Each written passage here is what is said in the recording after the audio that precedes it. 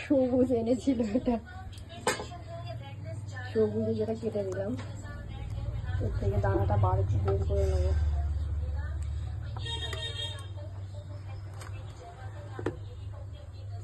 সবুজ থেকে কত অনেক মাস ঘুরে গেছে, থাকতে থাকতে এটা এই কালার চলে এসেছে। হ্যাঁ, আমি তো ভেবেছিলাম শুকিয়ে নেবো, শুকিয়ে নিয়ে কি করবো, যেটা কাশ্মীরি মির্চ হয় না, সেটা করে নেবো ভেবেছিলাম। শুকিয়ে গিয়ে সবুজ থেকে সেইটা আমার ইচ্ছেটাও পূরণ হলো, কিন্তু এখন ভাবছি যদি পচে যায়, পচে হয়তো যাবে না, শুকিয়ে দেওয়া আসবে। এই যে মোচা ফুটেছি, মোচার সাথে করে নেব।